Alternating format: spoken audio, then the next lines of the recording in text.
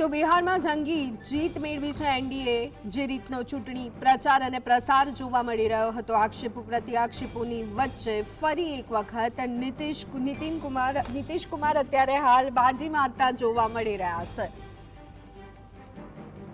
તો બિહારના મોકામાંથી જેડીયુ ઉમેદવાર અનંત કુમાર જીત્યા છે। અનંત કુમારની જીત થઈ છે। જેડીયુ ઉમેદવાર અનંત કુમારની વાત કરીએ તો 90,000થી વધારે એટલે કે 91,416 મતો તેઓને મળ્યા છે।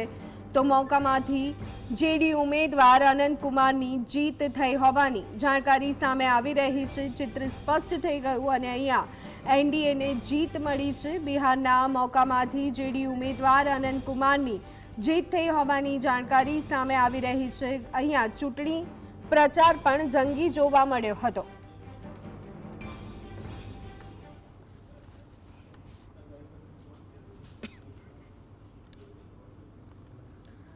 તો આજે બિહારમાં વિધાનસભા ચૂંટણીમાં એનડીએનો ભવ્ય વિજય થયો છે। ગુજરાતના મુખ્યમંત્રી ભૂપેન્દ્ર પટેલે વડાપ્રધાન નરેન્દ્ર મોદીને અભિનંદન પણ પાઠવ્યા છે।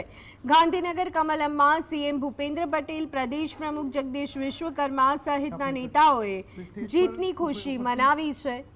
સીએમ ભૂપેન્દ્ર પટેલે કહ્યું, આ વિજય સુશાસન, પીએમ મોદીની વિકાસની રાજનીતિ, ઓપરેશન સિંદૂર થકી સુરક્ષા, ભ્રષ્ટાચાર વિરુદ્ધ વિજય, એક ભારત શ્રેષ્ઠ ભારત અને વિકસિત ભારતનો વિજય છે। આજે બિહારમાં વિધાનસભા ઇલેક્શનના રિઝલ્ટમાં એનડીએ સરકારનો ઐતિહાસિક વિજય બદલ માનનીય વડાપ્રધાન શ્રી નરેન્દ્રભાઈ મોદી સાહેબને ખૂબ ખૂબ અભિનંદન પાઠવું છું। આ વિજય એ સુશાસનનો વિજય છે। આ વિજય માનનીય વડાપ્રધાનશ્રીની વિકાસની રાજનીતિનો વિજય છે। તો બિહારમાં બમ્પર જીતને લઈ અને ભાજપ સહિત સાથી પક્ષોમાં ખુશીનો માહોલ। અમદાવાદ શહેર ભાજપે પણ જીતની ઉજવણી કરી। અમદાવાદના ખાનપુરમાં ભાજપ કાર્યાલયે ઉજવણી કરવામાં આવી। શહેર ભાજપ પ્રમુખ પ્રેરક શાહ, શહેરના ધારાસભ્ય, કોર્પોરેટર સહિત કાર્યકરો મોટી સંખ્યામાં બિહારની જીતના જશ્નમાં જોડાયા। કાર્યકરોએ ઢોલ નગારા વગાડી અને ફટાકડા ફોડી વિજય ઉત્સવ મનાવ્યો।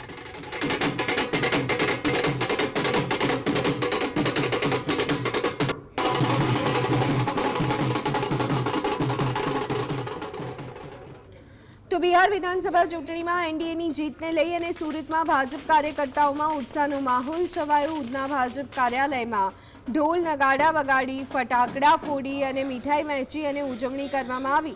કાર્યકર્તાઓએ વડાપ્રધાન મોદી, કેન્દ્રીય ગૃહમંત્રી અમિત શાહના નેતૃત્વની સરાહના કરી। આ ઉજવણીમાં મોટી સંખ્યામાં કાર્યકર્તાઓ જોડાયા હતા। 201 થી વધુ સીટ ઉપર એનડીએ અત્યારે આગળ છે અને આપ જાણો છો એમ 243 માંથી 201 સીટ આ બહુ મોટો વિજય છે। જંગલ રાજની સામે બિહારના પ્રજાજનોએ મોટી સંખ્યામાં મતદાન કર્યું અને એનડીએને આટલી મોટી બહુમતીથી બિહારમાં સરકાર બનાવવા માટે પ્રેરિત કર્યા છે।